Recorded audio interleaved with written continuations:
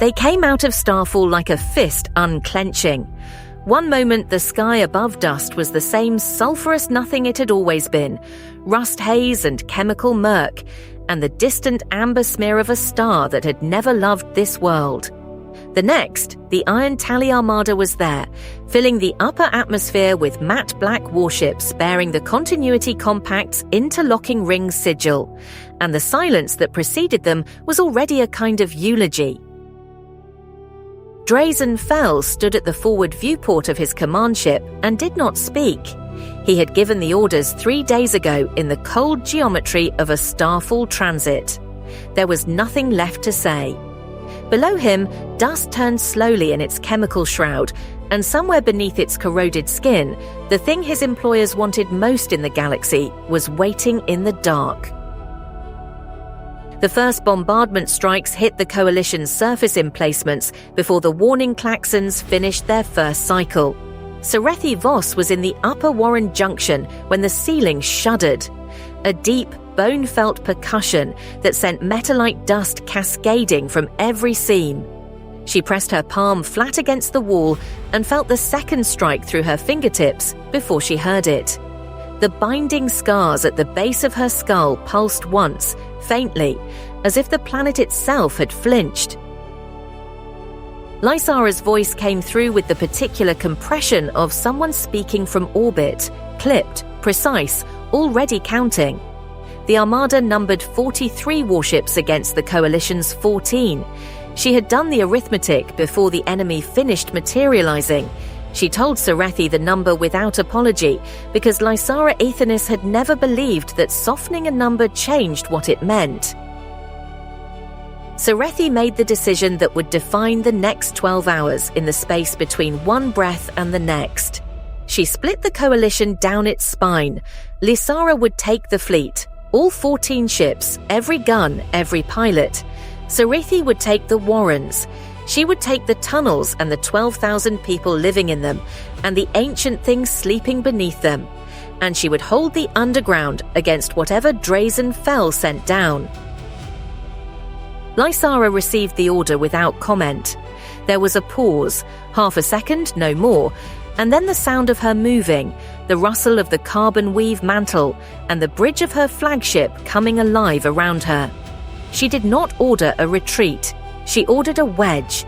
Above dust, the Coalition fleet formed up, 14 ships against 43, and Lysara Aethenis stood at the center of the formation like a nail driven into the sky. The Iron Tally's orbital bombardment array was precise and patient. The first 3 Coalition surface batteries went dark within 4 minutes. The fourth returned fire and was answered with a kinetic strike that left a crater 40 meters across in the metallite desert, glowing orange at its edges like a fresh wound. In the Warrens, the ceiling shuddered again and again, and the amber emergency strips flickered with each impact, and the 12,000 people of dust went deeper into the dark. Halia Vaughn was already moving. She had been moving since the first tremor, because she had learned on Jesserd that the difference between a massacre and a retreat was the 30 seconds you spent deciding which one it was going to be. She moved through the junction markets with her dark braids swinging and her bandolier of mismatched munitions rattling, and she told people in a voice that did not invite argument. Deeper. Go deeper. Take what you can carry and leave the rest. Kale Thyros took the choke points. He had mapped them 3 weeks ago, walking the Warrens with his prosthetic hand trailing along the metallite walls, memorizing the places where a narrow corridor could be held by 2 people against 10. He placed his fighters at 6 junctions, the 6 places where the Iron Tally's assault columns would have to compress to single file to advance. He told each squad the same thing. You are not here to win. You are here to cost them time. The Iron Tally's assault craft came down in 3 columns, exactly as the intelligence had predicted. Vex Karen had fed Kyle the formation data 48 hours ago through an encrypted relay that smelled of old choir tradecraft. The kind of transmission that left no trace because it was built by people who had spent decades ensuring their work left no traces. The 3 columns targeted the 3 surface access shafts that led through the Warren system's deepest levels to the seed chamber below. Drazen Fell did not lead the assault columns. He stayed aboard his command ship and watched the tactical display with those flat dark eyes that held no cruelty, only focus. He had learned long ago that a commander who descends too early loses the view. He would go down when the path was clear, not before. The first assault column hit the northern access shaft and found it defended. Kale's people held the choke point for 11 minutes before the iron tally brought up a breaching charge and the tunnel section collapsed. The defenders had already moved. The rubble bought time. 11 minutes was 11 minutes. Valan Drace moved through the amber-lit corridors of the Middle Warrens, with his indigo robes gathering metallite dust at the hems, and his ink-stained fingers moving constantly at his sides, tracing the shapes of progenitor characters in the air as if rehearsing a speech. Tessith Karen walked beside him, her notation tablet pressed against her chest, her grey-blue eyes tracking every junction they passed through, cataloguing the route in her shorthand system with the automatic precision of someone who had learned that memory was the only thing that could not be taken from you. Above, Lysera's wedge formation hit the iron tally's outer screen like a blade into a fist. She had not aimed for the warships. She had aimed for the bombardment array's targeting relay vessels, the 4 ships in the armada's formation that coordinated the surface strikes. Destroy those, and the bombardment became imprecise. Imprecise bombardment over a Warren system risked collapsing the very tunnels the compact needed intact to reach the seed. It was the kind of move that required knowing your enemy's objective better than they expected you to. She lost 3 ships in the first pass. The mantle at her left shoulder went dark across 2 systems. She did not look down at it. She ordered the fleet to scatter and reform on the far side of Dust's chemical horizon, a retreat she named a repositioning because the fleet that ran today was the fleet that could come back around in 40 minutes. And 40 minutes was what Kyle needed, and Kale was what the Warrens needed, and the Warrens were what the Seed needed. The second assault column reached the eastern access shaft and found it already collapsed, not from bombardment, from the inside. Halia Vaughan had brought down the tunnel deliberately, sealing the shaft with 50 meters of compressed metallite rubble. She had made the calculation with the brutal arithmetic she applied to everything. 1 tunnel lost, 1 column stopped, 2,000 meters of Warren bought back from the invaders. She was already at the next junction when the Iron Tally's engineers began their breach assessment. They would get through. She had not expected them not to. She had expected it to take 40 minutes. Serethi descended through the Warrens with a squad of 8 fighters, and the growing certainty that the binding scars on her neck were responding to something below. With every level she dropped, the luminous veins pulsed more frequently, not painfully, not yet, but with an insistence she recognized from the cradle. She passed through a junction where a family was packing their survival kit into a single carry sack. A child of perhaps 6 watching the ceiling with the particular attention of someone who had learned that ceilings sometimes fell. Serethi stopped. She looked at the child. The child looked back at her with eyes that had the flat calm of someone born into a world that had never promised safety. The third assault column reached the western access shaft and found it defended by Kale himself, standing at the choke point with his prosthetic hand braced against the tunnel wall and 4 fighters behind him. The Iron Tally column numbered 30. Kale's position controlled a corridor 2 meters wide. He waited until the column's lead element was 12 meters out. Then he detonated the shaped charge in the ceiling above the approach. The ceiling came down. Kale and his fighters were already through the blast door at their backs, sealing it behind them.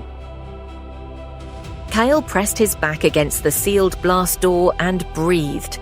His prosthetic hand had caught a fragment of falling metallite across the knuckle joints. The exposed mechanisms were scored but functional. He looked at it with the expression of a man who had stopped being surprised by damage a long time ago. He opened the comms channel to Vex. She answered before the second pulse. Above, Lysara's 6 remaining ships came back around the planet's chemical horizon and hit the Iron Tally's formation from the rear. It was not enough to turn the battle. It was enough to pull the Armada's attention for 7 minutes, while 2 coalition ships made a suicide run at the 3rd targeting relay vessel and took it with them. The bombardment over the Warrens went imprecise.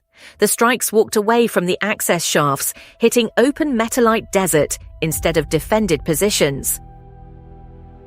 Lysara stood at the viewport of her bridge and looked at the rust-orange curve of dust below and the matte-black geometry of the Iron Tally Armada above it.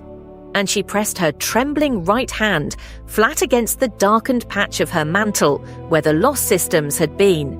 The threads were cold. The map was smaller than it had been this morning. She ordered the 4 remaining ships into a holding pattern at the edge of Dust's gravity well and opened the channel to Vex Karen. She gave Vex the numbers: 4 ships, 34 minutes of ammunition at current expenditure rates. The 3rd targeting relay gone, the bombardment pattern degraded, but not stopped.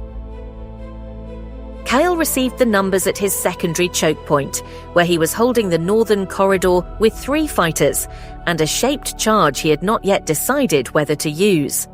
He looked at the numbers on his comms display with the expression of a man who had learned to read arithmetic the way Serethi read ceilings, for what it meant about how long you had left. He told his fighters to fall back to the tertiary position. He stayed. In the approach tunnels, Valen's voice had shifted. The preamble was ending. The formal acknowledgement was complete. His fingers had stopped moving. He stood very still before the blast door, and the progenitor script on its surface had resolved into a single phrase, repeating, patient, waiting. And he drew a breath that filled his entire chest and began to speak the recognition sequence. Tessith's hand closed around her notation tablet. Her lips moved silently in the mineral paste vocal technique she had learned from Ash Singer recordings. She was not speaking aloud, not yet, but she was ready. The blast door's script pulsed once, bright, sharp, blue-white, and held. Serethi, at the tunnel mouth 3 meters back, felt the binding scars at her neck respond in kind. The luminous veins blazed white gold in the darkness of the approach corridor, casting her shadow long and sharp against the progenitor substrate walls. The seed below was not waiting anymore. It was listening. Above her, through 50 meters of rock and metallite and the corroded bones of a dead civilization, Drazen Fell's armada hung in the sky. Above that, Lysara's 4 remaining ships held their position at the edge of Dust's gravity well. Below her, through the approach tunnels, Valen was speaking to a door in a language that had not been heard by living ears for 8 millennia. And from the upper Warrens, the sound of iron tally boots echoed down through the rock. Not close, not yet, but moving. Serethi turned to face the approach tunnel behind her. She drew the short blade from her belt and placed her back against the wall beside the tunnel mouth. She looked at the ceiling above the approach. The metallite seam she had marked earlier was visible from here, a long crack running 3 meters across the junction above, stressed and sweating condensation. She put the point of her short blade against the wall beside it and felt, through the blade, the deep resonance of the seed below. Serethi Voss pressed her palm flat against the progenitor substrate wall of the approach tunnel and felt the planet answer her. The binding scars blazed. The wall pulsed back. 8,000 years of waiting, encoded in alien architecture, recognized the knock. The door had not opened yet, but something below had decided to keep listening. That was enough. For now, that was enough.